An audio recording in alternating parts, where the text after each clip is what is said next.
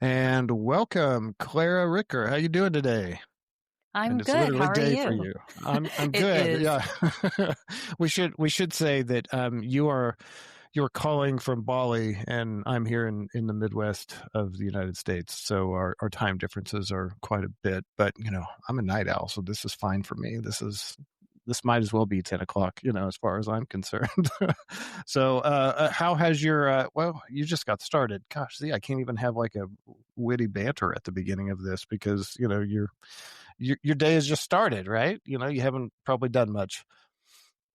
Not too much. I did have Yeah, another call though. oh, okay. So you've been busy. Okay, well, that's good. I was interested in, I'll call it a synopsis or just my overview of what you do, because you're a trauma informed meditation teacher, and I will tell you that I've done meditation a few times in my life, um, but not extensively and not for too long. And I also think that I should do it more. But we'll get into that here in a little bit. I have questions. Um, but and then thank you for sending over your bio, because we share something in common, which is neither of us have our appendix. That stupid piece of hardware that apparently we don't really need. I don't know what it was for, but for me, if I may go on, let's see. Well, I had issues with it for kind of months, but every time I went to the hospital, they were just like, "Oh, we think it's probably just gas," because I didn't have some of the normal symptoms, like elevated white blood count. I think is a pretty indicative of something going wrong, and I didn't have some of that, so they were like, "Well, you don't seem to have that." They didn't do an ultrasound. This was 1999, so it's been a minute. And then I had moved um, 3 hours away from home to start a new life. I got a job in journalism, and I moved away from home. And I'm one night I am just doubled over. I'm dry heaving, and I was in a lot of pain, and then it finally went away. It wasn't like immediate relief or anything like that, but I didn't know that it was my appendix at all until I went to the doctor like the following Monday, and I said I had this issue, but I don't know what's going on. He was like, "Well, I'd like to maybe get you scanned just to make sure." He said, "It sounds a little sus." He didn't say sus, but you get that's what the kids say these days. And so I go to the hospital. I do a little test or whatever. They made me drink some funny liquid, and then they had a yogurt machine out in the lobby. So I go out, and I'm like, "Oh, I'm hungry. Yogurt sounds great." So I get some yogurt, dumped in there, and it wasn't like 5-10 minutes later, a couple of nurses rush out, and they're like, "Mr. Gruber." And I'm like, "Yeah." And they're like, "Oh, you're eating." And I'm like, "What?" And they're, "Why is that bad?" And they're like, "You need surgery. Your appendix is highly inflamed, and it really could burst at any moment." And so I'm like, "Okay, fine, whatever." So I called my parents, mom and dad. I'm like, "Hey," just because they were both nurses, and I'm like, "Hey, just letting you know, I'm gonna get my appendix removed." And they're like, "We're on our way." And then I was at the elevator. I'm in the bed. I've wearing the stupid gown, and then they walk by the elevator just as so I got to see them right before, and it was like a kind of a magical moment for me. And then after that, I had to go spend time with them afterwards to heal up, because I wasn't recovering as well as I probably should have. But that was probably because I was a smoker at the time. Sorry. Um, so hey, let's share stories. Let's get into your appendix story. We have a surprising amount in common. Oh I yeah. also, around that time, was a journalist. I Oh. had recently changed jobs and moved into documentary film, Mhm. which is actually what I had been doing for about 10 years before pivoting into this new existence I'm currently in as a Mhm. result of health issues. So Yeah. my appendix ruptured um, in 2016. I did not responsibly seek medical advice for Mhm. the 11 months that I was having stomach pain Mm. prior to the appendix rupturing. I tried to manage it through like eating. I thought, oh, like it's diet, Mhm. like you were saying, like it Yeah. is weird where it's located. It Yeah. can really throw you off. Like you think it's something. It never occurred to me that it was possibly my appendix. So yeah, I was managing diet. I was thinking I was too stressed. I was Mhm. um, doing yoga, exercising differently, just basically doing everything except for seeking medical attention. And Yeah.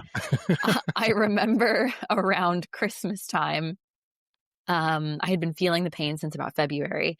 I was on a plane to go visit my sister with my parents for the holidays. She was in the Caribbean doing research. She's a marine biologist.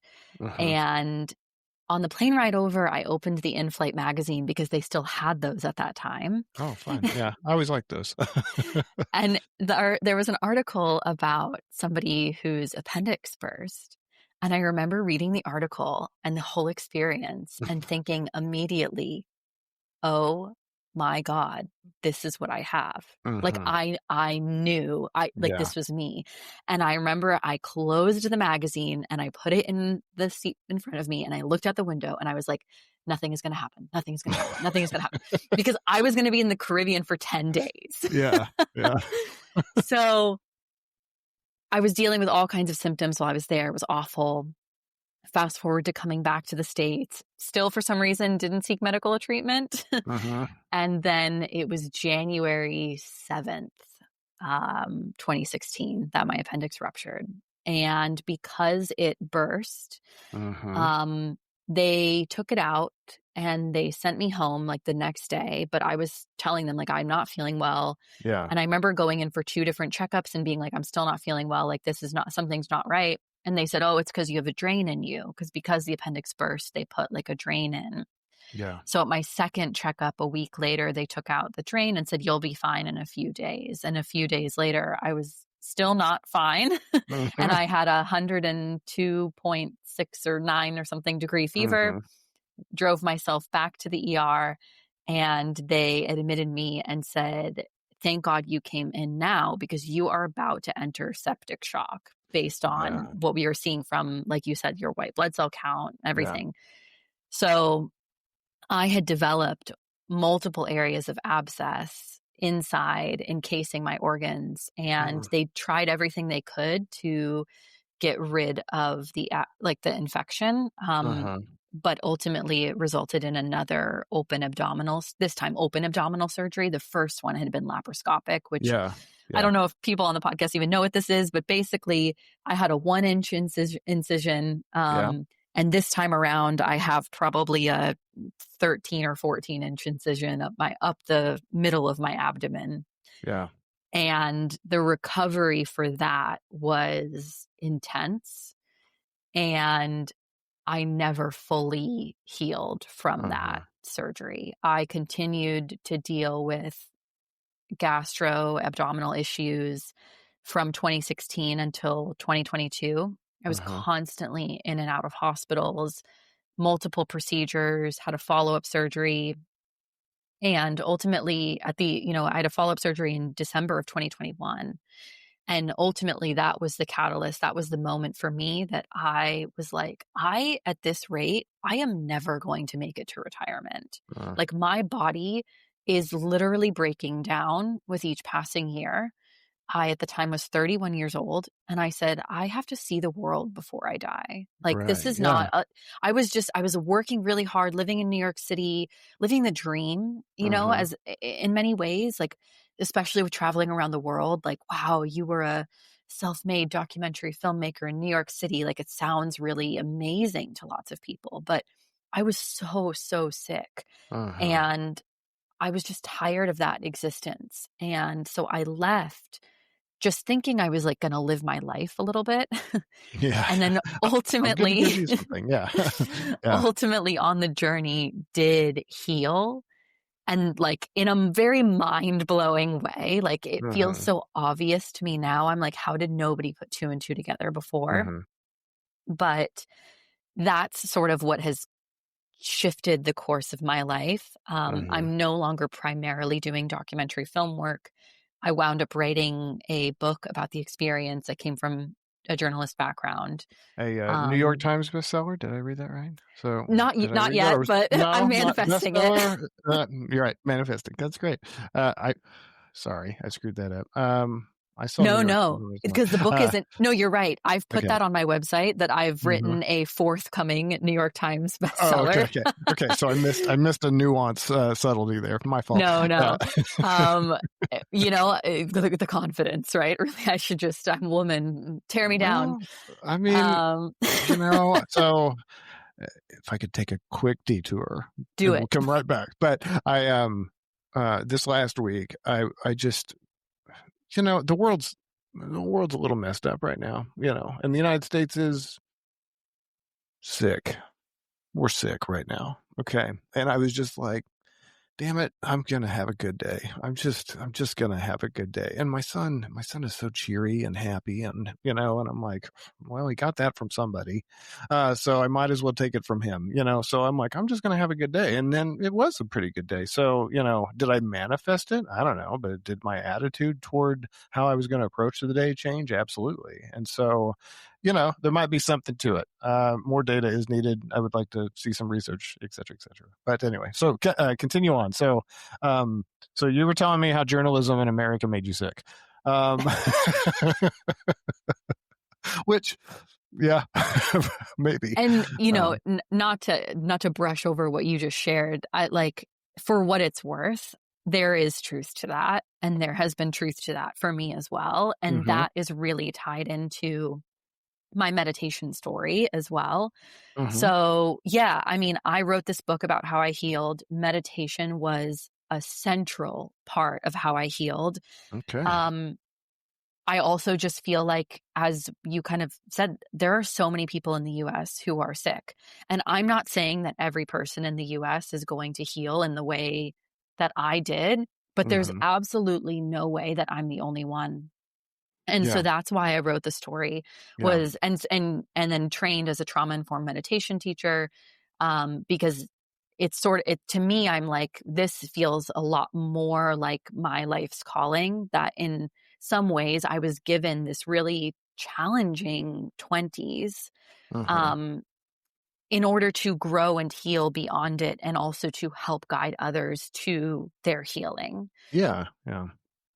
I I for me, walking is a lot of that. Like I like to just walk, and I find that I never regret going on a walk. Even that one time that it rained really bad, but I just generally don't. And the barrier for entry for walking is pretty low since most of us can walk. And would you agree that the barrier for entry for meditation is pretty low too? I mean, meaning that it's not like I got to sign up for a really expensive doctor visit or something like that to start to learn. I'm sure it would be helpful to learn some things for sure, absolutely. But which is what you do, obviously. Um, but yeah, the barrier for entry is low, right? To get it costs nothing, or it costs little to nothing, compared to really invasive other approaches. Um, Tell me a little bit about how you realized that it was working for you. Yeah. So, to sort of summarize the story in very briefly, I traveled around Africa, backpacked Africa for about 5 months, Hmm. and I definitely checked that box of seeing the world Yeah. in that Oh, time. that's good. But as I was rounding out my time there, I was feeling really tired and a little bit disconnected from myself, and in the back of my mind was this thing my therapist had said, like, you're going to see the world and you're going to heal. And I thought, Okay. well, I've certainly done a lot of seeing the world, but I haven't really done a lot of healing. Mhm. And I think this desire to slow down is what resulted in me looking for places where I could just stay for like a month. I started out looking on Airbnb. I was Mhm. headed to Australia next, long story short, but I wasn't paying for the flight and it was great. So I Nice. flew. Yeah. That's always good. um, Always great. Yeah. and, um, and so I was looking for Airbnbs, but Airbnbs in Australia were really expensive. And I stumbled upon this meditation retreat center Okay. that took volunteers. Mhm. You can volunteer, they'll Perfect. Yeah. put you up, and like half the day you're working, half the day it's to yourself. And so I arrived, they were like, "Yeah, come." And there was almost no one there, and there was almost no guidance. And I Yeah. thought, well, let's make my own practice. So I Yeah. started reading all these spiritual texts. Yeah. I had Like dabbled what? in it was a Buddhist meditation retreat center, so there's a lot of Mhm. like Buddhist texts that were there. Okay. There were also some Hindu texts as well. So yeah, it was Mhm. it was Yeah. kind of a variety of, and then some of the more modern, like the Jack Kornfield, more modern interpretations of meditation, like here's how to meditate type stuff. Yeah. But I did also have a bit of a background or experience with meditation in New York. There was a big meditation community. I kind of like learned how to meditate there, Mhm. but I had never done any sort of like serious daily practice with it. So I started doing a 20 minutes a day in the morning, daily practice. I would do yoga and then meditation, or I would do meditation and then yoga. And then I would go about my volunteer activities. And when I realized it was working was maybe about a week or two into doing it daily. It didn't take that long, that I started to have more awareness in my day of the experience of living in my body. Oh, interesting. So, yeah, almost nothing was happening in the 20 minutes that I was like sitting down to meditate on the cushion, right? Yeah, right, yeah. I mean, the times I do it, I get really relaxed to the point where I could probably fall asleep, but not in a very comfortable position that I would wanna be in for very long. And then, yeah, you kinda come out of it. Usually there's like a timer. You use an app on that's how you do it these days, right, with the phones and all that.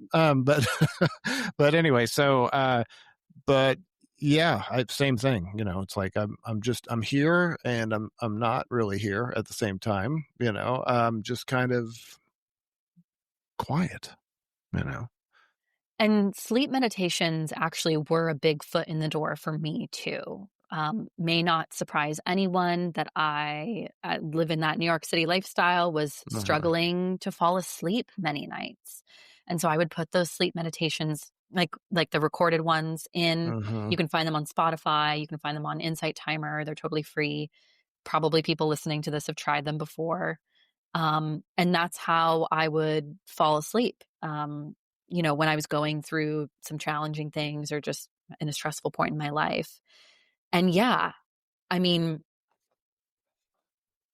you're not necessarily going to or supposed to experience anything in the time that you meditate, right?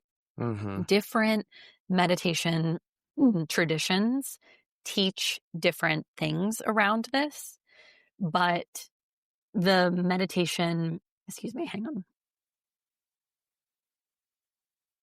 The meditation style that I studied accepts everything that Okay. arises in your meditation. Oh, So, I see. relaxation, great. If Uh-huh. you meditate just to relax and that's what your body experiences, great. If you meditate with the intention of relaxing and the experience is that whatever happened in your day that stressed you out is just Yeah. coming up, Yeah. great. Oh, that's okay You are then. not, So. that's okay. You're not Uh-huh. supposed to like, oh God, go away. I'm trying to relax. This is my time to relax. No, just let what whatever is arising in your experience make itself known to you. You have the rest of your day to ignore those thoughts and Interesting. feelings and Yeah. sensations in your body. Those 20 minutes or however long you're choosing to meditate are the opportunity for the things that you're ignoring that really need your attention in order Yeah. to be healed in your life. It's their opportunity to come up. I'm going to have to think about that for a minute because we often just want them to go away, right? Like whatever it is, the bills or relationships or whatever, we just want it to go away. And you're saying, maybe you should listen. Maybe you should listen to what's being said. I like that. I like that a lot. Um, And so for me, be pretty in the noisy though. early days, I didn't have necessarily this insight. What I did have that made me continue on the meditation path was that nothing was really happening in the 20 minutes I would sit down. But in the rest of my day, I started to have these moments of awareness, like when I was cleaning a room at the retreat center or when I was washing my breakfast dishes. I was like, why am I doing this with such tension in my body? Like, Hmm. why am I rushing through cleaning these dishes? Yeah. Why does this feel like a stressful activity? There's literally nothing to be stressed about. Hmm. And that is what sent me on this investigation of, oh my gosh, if my body is in a state of stress, like 90% of my day, what is the impact that that has on my health? Yeah. And and what would the impact be on my digestive health if Hmm. I ate breakfast instead of rushing through it from a state of being calm and integrating or essentially bringing that allowing that awareness of, wow, I'm really stressed or I'm really tense to then soften me in moments in my day. Oh, okay, I'm just gonna soften. I can Hmm. do this. I can make this bed with more gentleness in my body.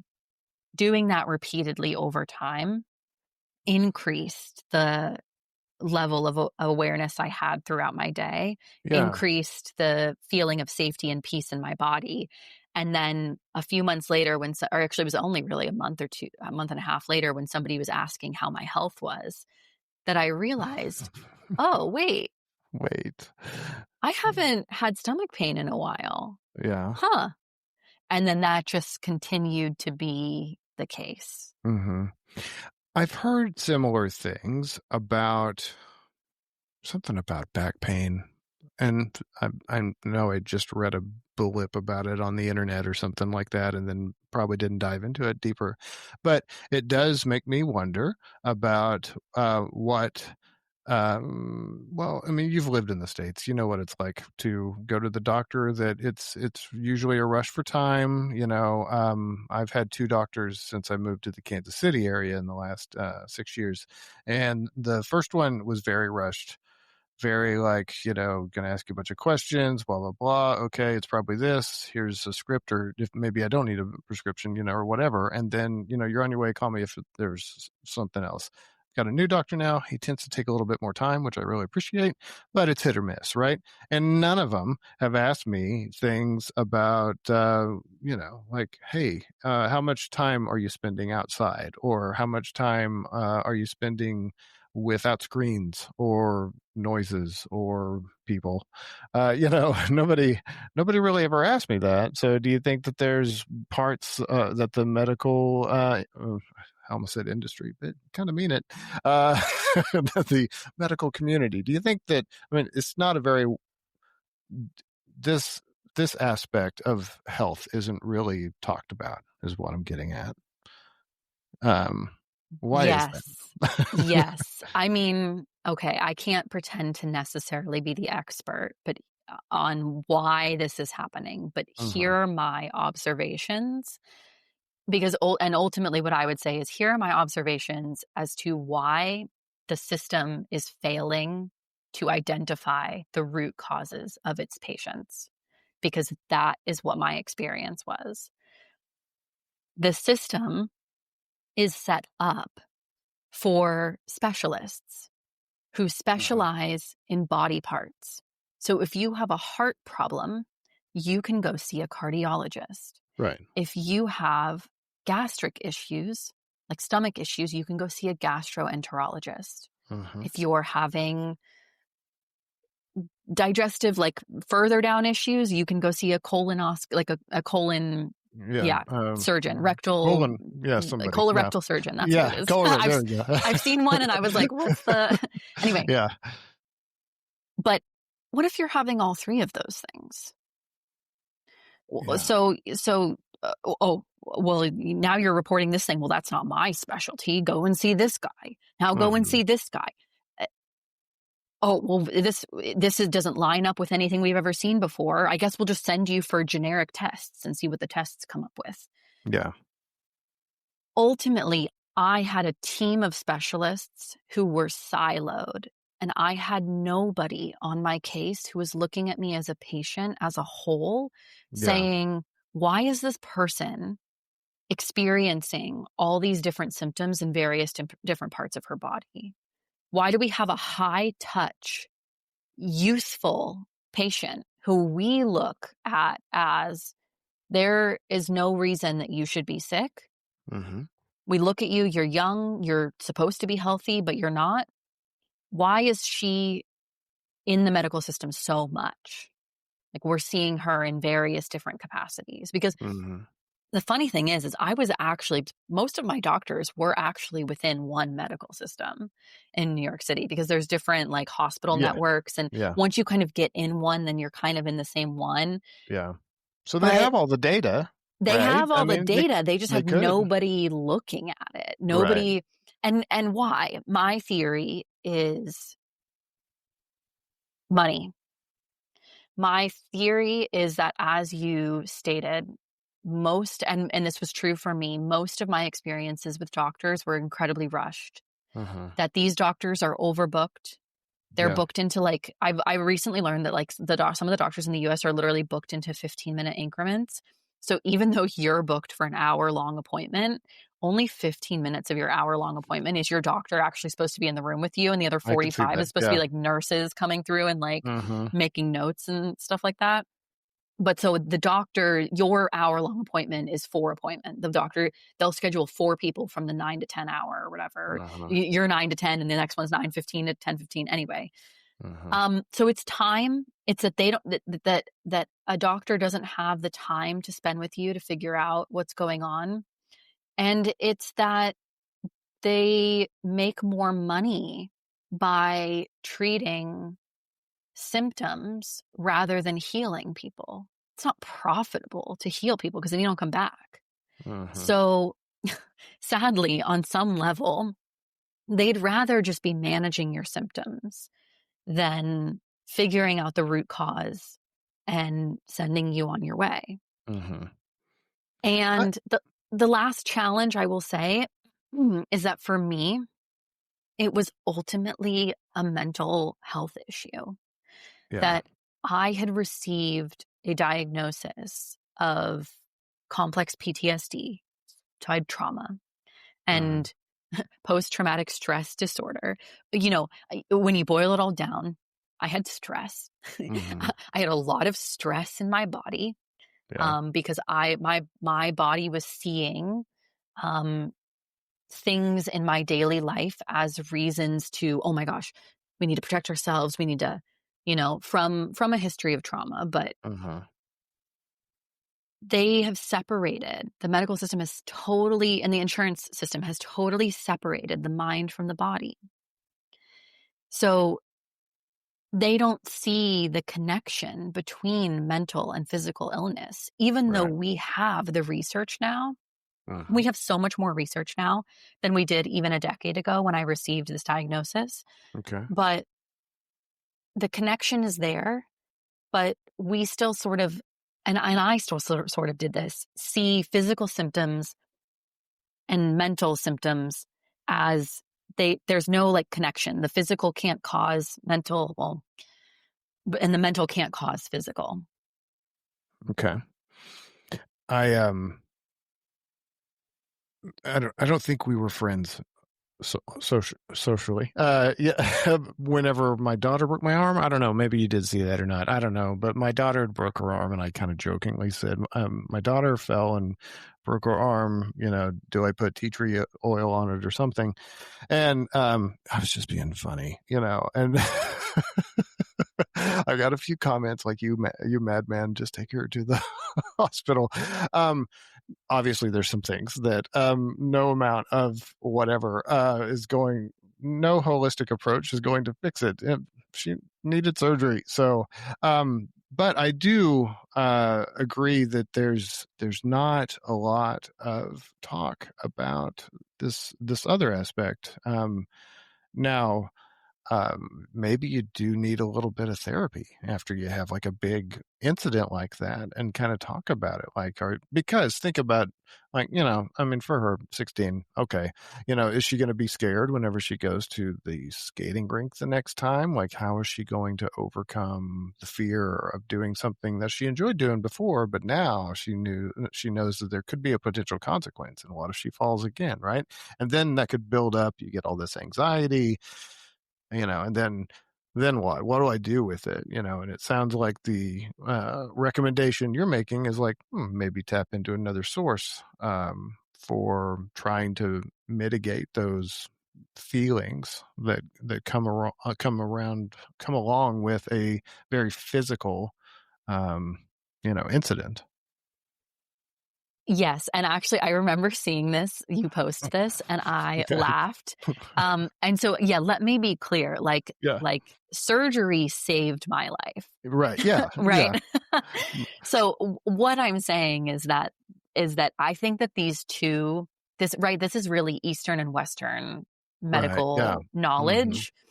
We treat Western medical knowledge as though it's like better than Eastern. And I Uh-huh. really think that the two can work together hand in hand.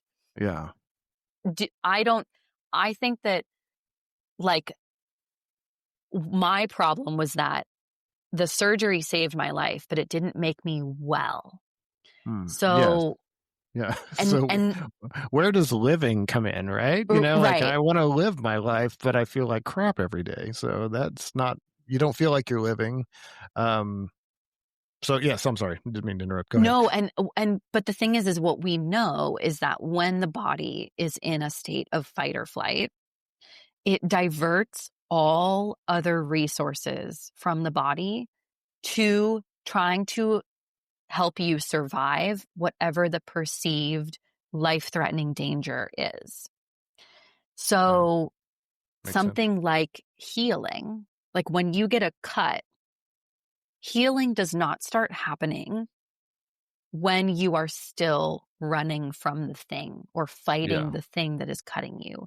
Healing happens later when you're in a state of rest, when it is safe to Yeah. do so, Uh-huh. when you're asleep.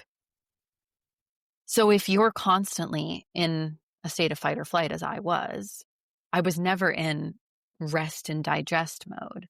Uh-huh. So that ultimately, I think, is why I never fully healed from the surgery that I had, because I never calmed the body down really enough, long enough for the Uh-huh. body to do what it knows how to do, which is to Right. heal itself. And so Yeah. that's ultimately like the thing with the breaking the arm, right? Yeah, she's going to need surgery. She needs somebody to reset the bone, right? Yep. That's what we did. bone, Yeah. bone ain't going Yeah. to reset itself. Yeah. But No.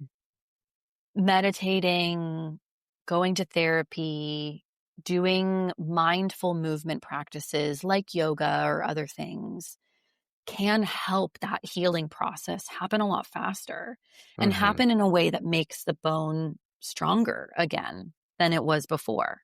Right. Because, what were the conditions that caused it to break? Like maybe there was something not right, or maybe she just fell on it the wrong way. But Hmm. plenty of people do fall and don't break bones, right? And so Yeah. looking Yeah. at it, I think also from that perspective, you know, how many people do we know who like get these stage 4 cancer diagnoses and then heal themselves through like meditation and the power of positive thinking and like sound baths and things. Like, you see these stories in the news Mhm. all the time. And doctors are like, yeah, you got like 6 months to live, or you got a year to live.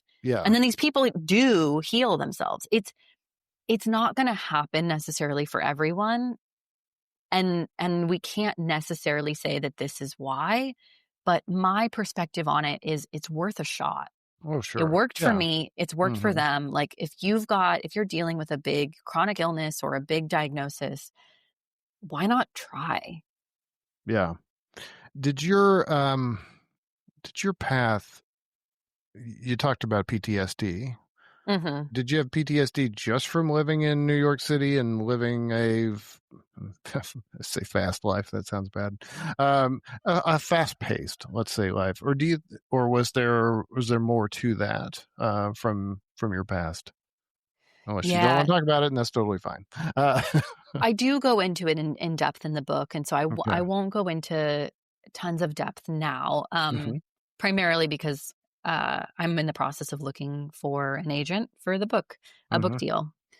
So people check out But the book. yeah, yeah, yeah. Yeah. Well, and at the end, we can plug my newsletter, which is how Okay. people who are on the newsletter, you'll hear about the book. Okay.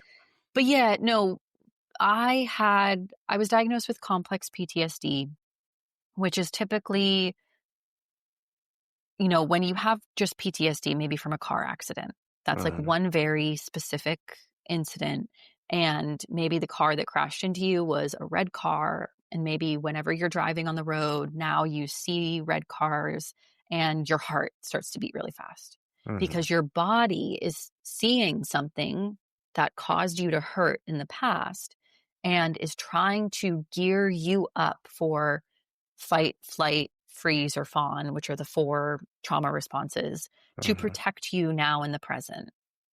And so you may go to a therapist because you're like, I can't even drive. There's so many red cars. Like, I'm freaking out every moment. Like, help me out. Yeah. Yeah. Complex PTSD is many traumas over many years that result in the patient seeing danger everywhere. Wow. And it's not as specific as, oh, that person's wearing a white shirt and I was bullied by a white shirt person, right? Right. It Yeah. might be, but the thing is that you had so many things have happened to you that you can't specifically name what is causing you to be in this state of stress. Mhm. You're just a lot of things throughout the day are contributing to this general feeling of stress. Mhm.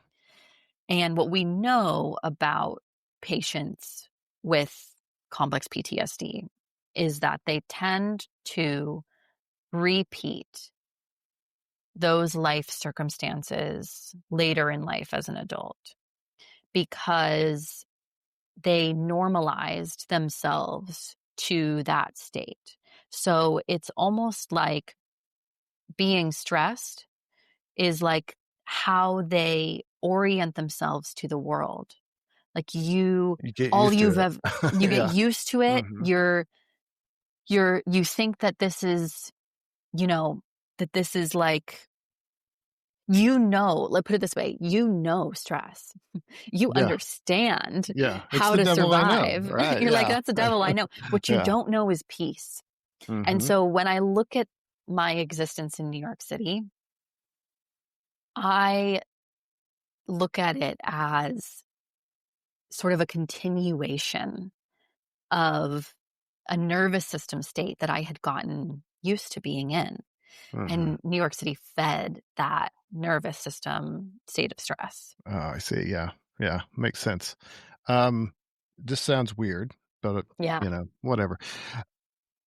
Is it possible that you're so used to that whenever you get peace, at first it causes stress because you're so used to the stress that since you don't know what peace is, but then you get peace, you start to, whittle away the noise and the trauma. Uh, can that be stressful in itself at the beginning? My experience with it wasn't so much that experiencing peace made me stressed. It was that experiencing peace, my body found a way to make the experience stressful. So that might be a little bit confusing, but No, our bodies are stupid it's sometimes. like, let's say I go to the spa and I'm like, oh, I'm going to have a really like peaceful day today. Well, I might experience that peace for like 5 minutes. And Mm-hmm. then my brain is going to like remind me of all of the reasons I need to be stressed. Yeah. Oh, when you're done with this, you only get to do this for 1 hour, because then when you're done this, you need to go and do those other 5 things and get this done. Mm. And oh my gosh, like you forgot about this one thing, and oh, what you remember what that other person said yesterday. And that is often the experience that people have with meditation, is that Mm-hmm. they sit down to meditate, and then the experience is stressful, not because meditation itself like is a stressful thing. It's because the brain won't let them access that peace, not in the beginning. Yeah. And so trauma informed meditation, the problem with a lot of the other meditation techniques that are taught is that the advice is silence the mind. Focus on this mantra so that you don't focus on what the mind is saying, Right. right? Repeat this Can, word, think about the breath in and out, in and out, in and out, so yeah. that the chatter turns into like a TV on in the other room. Yeah. Trauma informed meditation says, listen, stay if you can. And that's why maybe we just do 2 minutes today. Maybe we do 3 minutes the next day, 4 minutes. We increase our tolerance slowly over time for the discomfort of being with the thoughts or the body sensations that are arising in meditation, because eventually, when we've sat with them on the other side of them being witnessed and held and seen, is that peace that you are looking for. Mm-hmm. Interesting. So occasionally I talk about religion. Uh, and I only bring that up now. I don't want to make this about religion. But the faith that I was brought up in didn't really look kindly on the idea of meditation, even though I had to look up which verse it was. Philippians 4:8 probably Paul talks about meditation. And I'm like, well, I read it in the Bible. I don't understand why we're not doing that. That's a whole other story. But it goes back to that barrier that you're talking about between the East and the West, right? About different mindsets, about how to approach life. Even if you don't believe any of the religious part of it, there's still some interesting things that I think to take away from that. And but I do think that those of us in the West have Hollywood versions in our minds of what this looks like. We think we have to wear funny clothes and we have to get into the what is known in our house as the crisscross applesauce position, and then and then say, oh, which, why don't you tell me a little bit more about how it works for you, and what you see with people that you work with. For sure. So I teach meditation for people who are not monks and in monasteries. So That's good. the Hollywood version, right, is not Mm-hmm. untrue. That style of meditation exists in the Mm-hmm. world. It's very camera friendly, you Yeah. know? Yeah, It's very definitely. visual. Mm-hmm. Yeah. My style of meditation isn't so much. And so that's why you don't see it. It's not that it's not wrong. It's just Mm-hmm. that it doesn't really make for a good visual. Mm-hmm. Um, Prayer is meditation. Meditation. Yeah. That's the funny thing about it, Yeah. right? Mm-hmm. Um, when you sit down to pray or kneel to pray, I also grew up in the church. Mm-hmm. Typically, you are either saying your own words or the words that you were given Mm-hmm. in order to invoke what? Change. Change, Hopefully. Yeah. grace, Mm-hmm. forgiveness, Yeah. peace. Yeah. All you're doing in that moment is you're saying the meditation script of how you want to feel. So true. So true. Right there. I mean, just, I want to be healed from whatever. I hope so and so gets the good news about the job, right? Yeah, it's true. You're trying to manifest it is what you're doing. you know. And then you wait. You wait for an answer. Mhm. And you may wait in that prayer position for an answer before you get up from the prayer. You may wait in Mhm. silence, right? Not with these Waiting for, knees. yeah, maybe not. Not with those knees. Or, you may go back into your daily life and wait for the answer to reveal itself. Mhm. But ultimately, where is the answer coming from? When you receive the answer, where did it come from? Where did it arise in you? Where did you see it? Where did Mhm. you, all the Don't we pick questions. Well, don't we kind of pick if that's the answer, right? Like what we think is the answer, and then something else happens, and then maybe things work out, and we're like, oh, that must have been the answer, right? So, but ultimately, we kind of decide that that's the answer because it worked out. And then if it didn't work out, then that wasn't the answer. You end up having to pray more and wait more, and um, go back to where that is. I mean, that's my take. I could be off. Help me out here. Yeah, no, and look, and I'm not saying that I have like the answer to this, right? I mean, I think this is Hmm. the eternal spiritual It's a question, like Yeah. who is God? Where is he or they, or Hmm. this universal energy. There's this idea in the church that God works I'm gonna use the language of the church right now, just Yeah, for the that's sake fine. of this Yeah, argument, yeah, right? yeah. That God works his magic Hmm. through other people. Well, what does that actually mean? That means that God also works magic for other people through you. Yeah, it's true. That Yeah. we each, and if you hear this voice, let's say you hear this voice that gives you the answer, or you Hmm. see in the real world that sign that you're like, oh my God, that's the answer I was looking for. Hmm. There is something about God that is within you, that is within all of us, that is allowing you to recognize God when you see it. Okay. Let's see. That is the essential idea of meditation as well. Hmm. That when you are meditating, you are connecting into that collective, whatever, consciousness, universe, Hmm. God, call it whatever you want.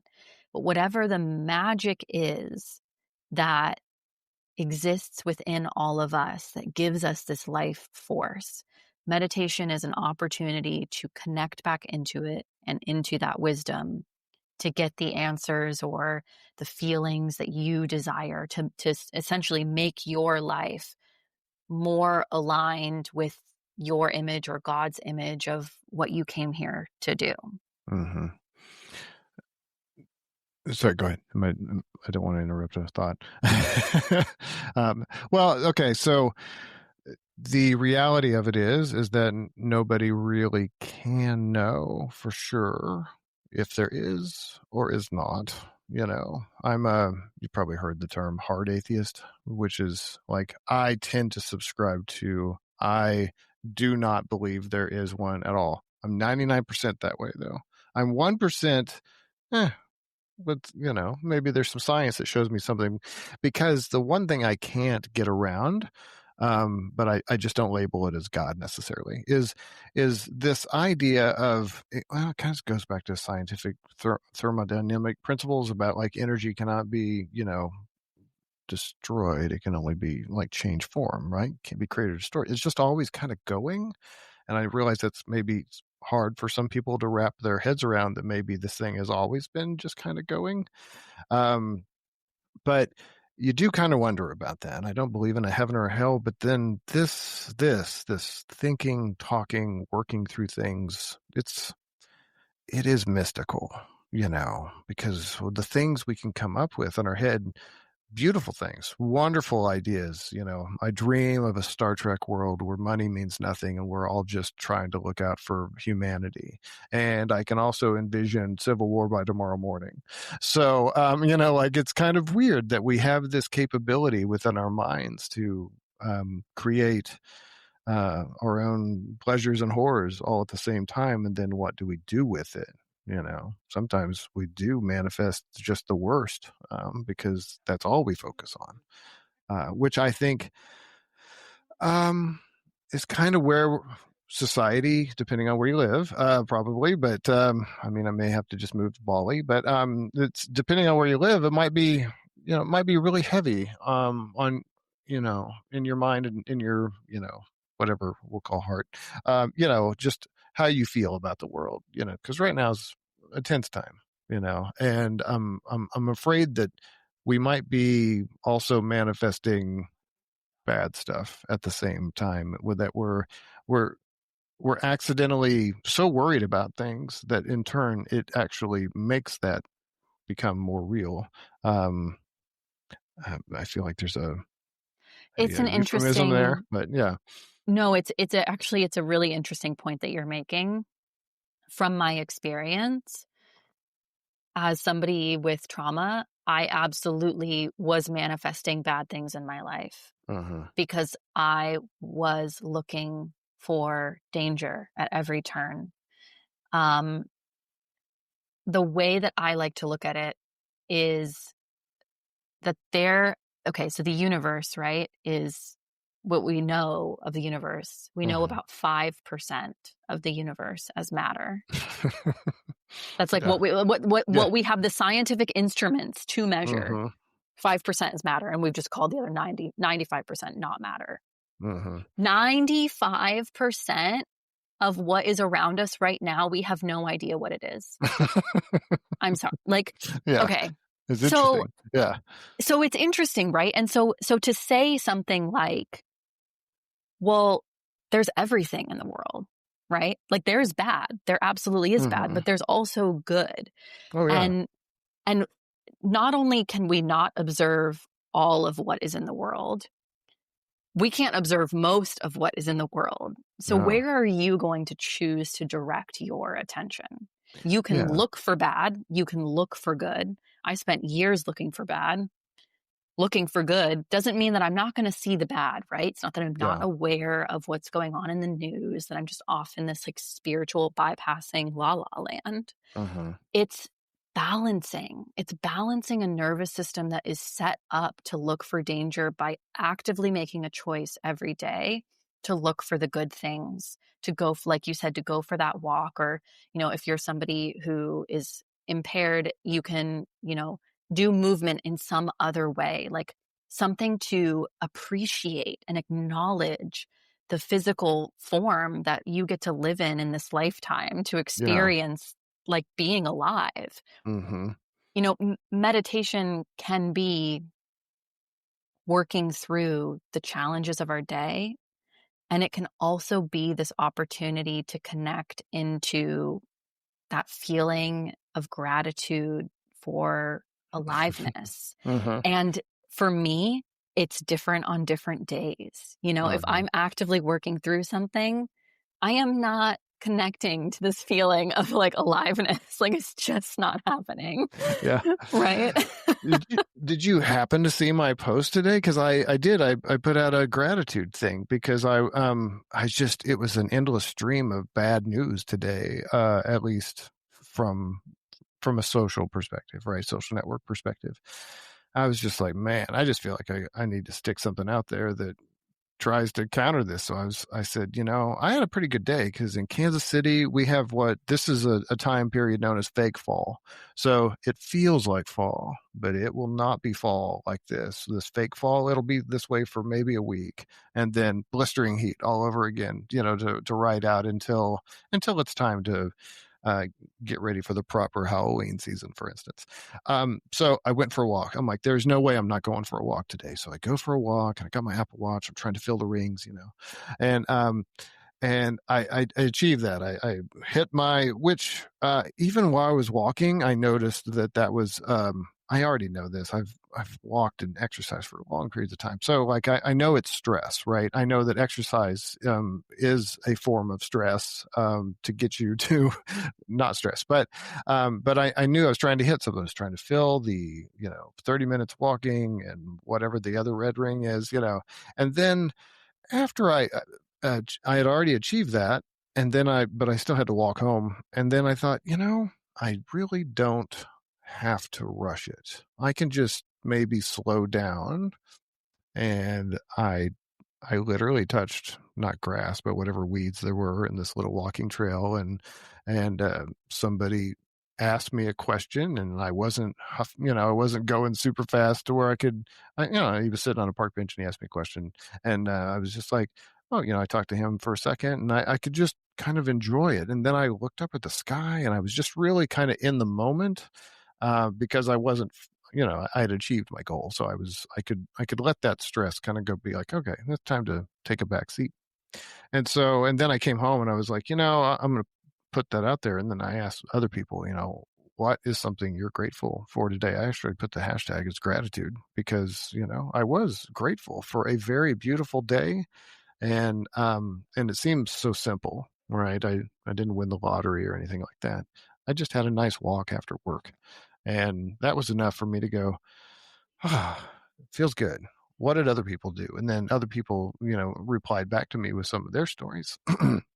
And I don't think that we do enough, even just gratitude, because I mean, we the smallest apartment in New York City is probably still far more equipped than mansions, hundreds of years ago, or castles, right? I mean, running water, refrigerator, microwave, you know, highly advanced, and those are all things to be grateful for, because if we didn't have them and we had to, piss in a bucket and throw it off over the wall, that would suck. So, um, and the great thing about having a podcast is that I can talk about other people in my family and they won't say anything.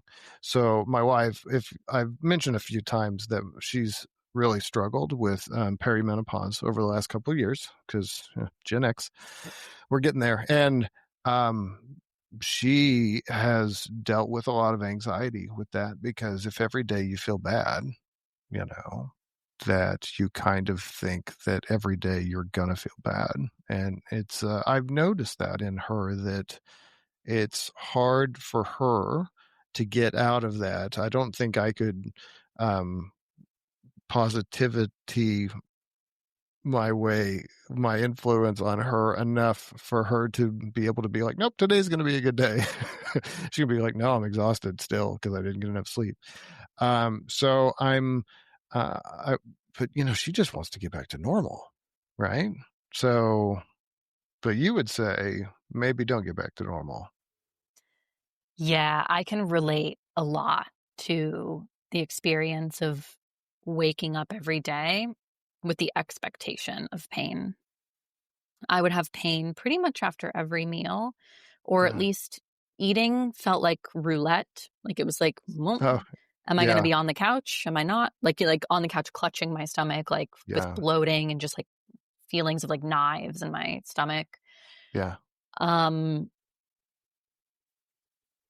I think that gratitude is much more easily accessed from a nervous system that feels safe. Hmm.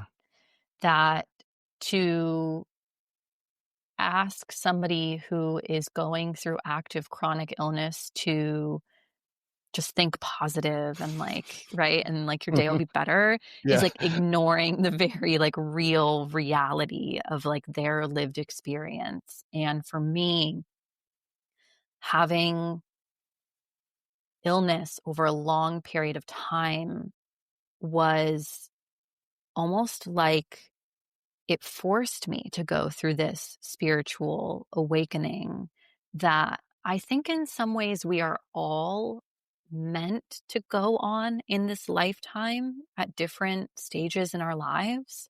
And I Mhm. think if you haven't had your spiritual awakening by the time you are nearing the end of your life, you will have it then as you start to reckon with death, right? Yeah, yeah, yeah, I could see that. and Hmm. and so, the Buddhists know this as life is suffering, right? That Mhm. that the experience of being a human on this planet inherently involves pain. And for people with chronic illness, the pain is just manifested in the physical form, as opposed to, I think, what the Buddhists are referencing, which is more of a mental and emotional pain, right? Yeah, right. And so for me, it's how can you be with your experience of life without comparison and judging and I'm supposed to be like this. As doctors would say to me, well, you're supposed to be healthy. Okay, well, great. I'm not. So Yeah, thanks. Yeah, I'm well aware that other 31-year-olds are able to do all of these things that I am not right. able to do because I am sick. Yeah. So comparison is the thief of joy. Mhm. Let's let that go. And let's look at our reality. Okay, what would make me feel good today is a question I often ask myself, like if I'm not Oh, feeling nice. well. Yeah.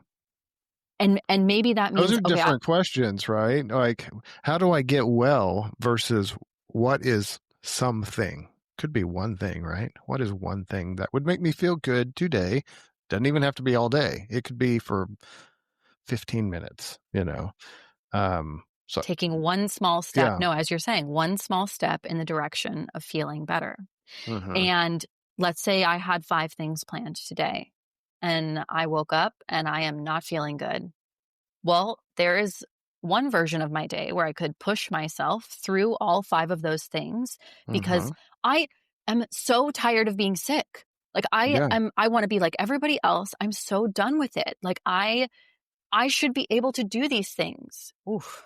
Wow. You feel that tension in the body, just got to like let that go. Yeah. Hmm. That's Hmm. surely going to make me well. No.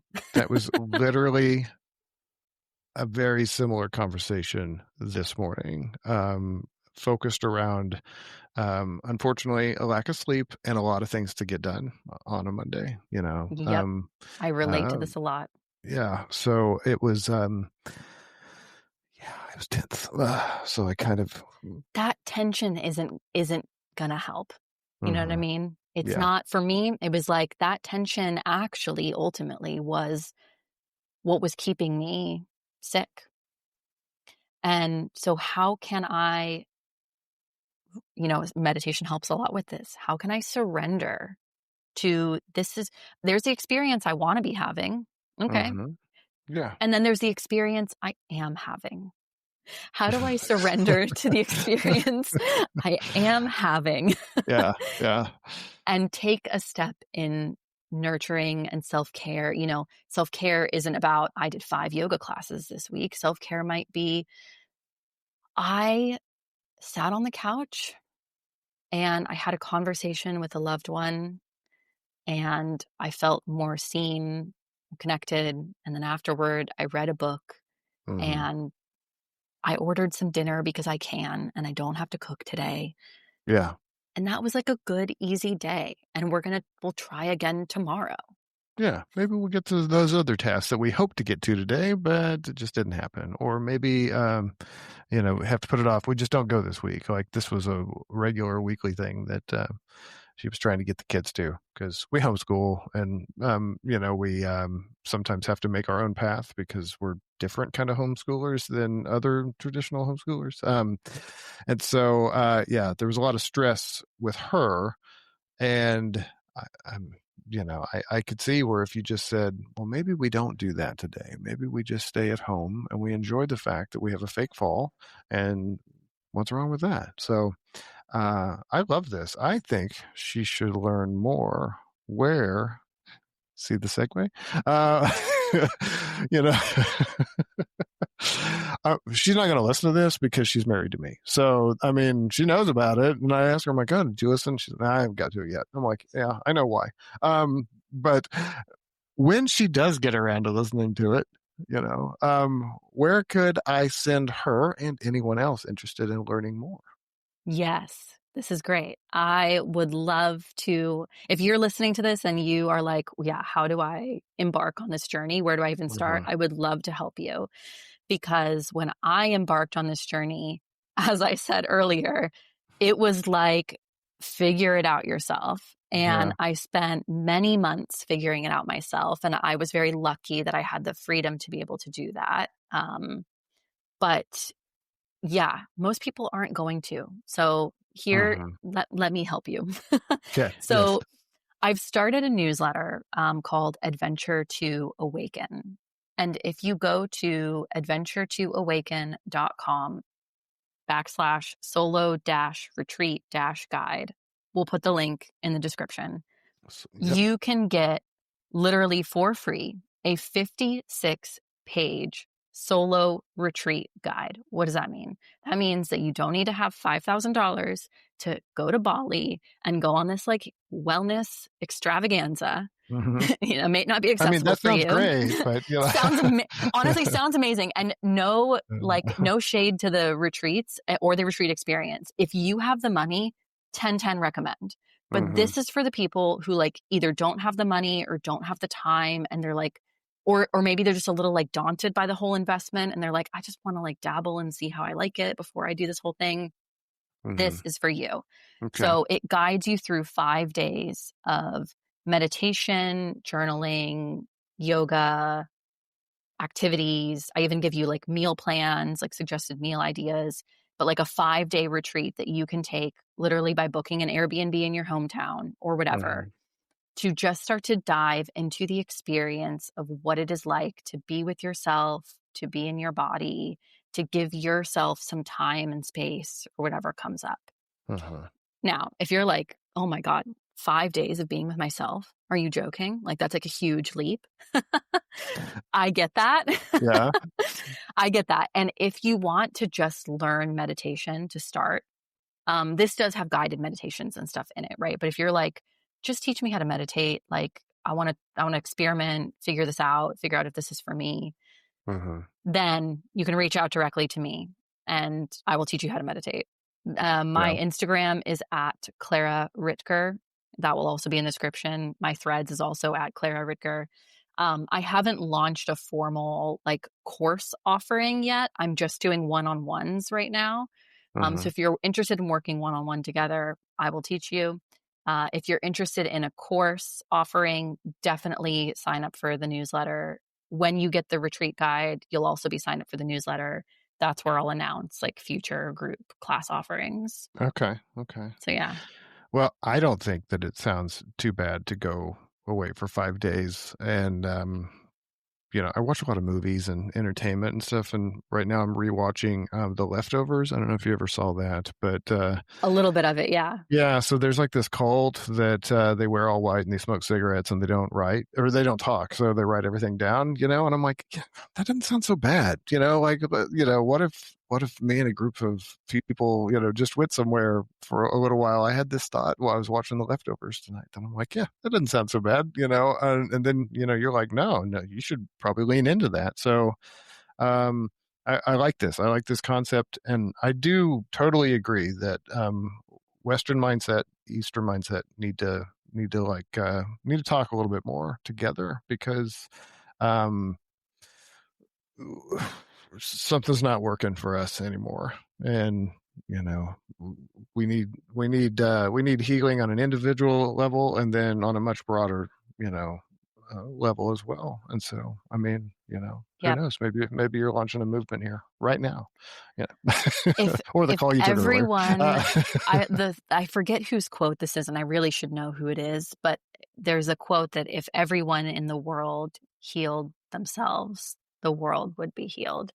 Yeah, I And like it. I really live by that now. Okay. So, yeah, All right. I thank you. think I don't think we could end on a better note, frankly. And that's was trying to make that happen, But people listening, it's up to you. You got to take the step, right? So, well, you know, Clara, thank you so much for chatting with me, and this has been wonderful. And I look forward to staying in touch with you on this stuff. This is great. Thank you. Thanks so much for having me. Yep.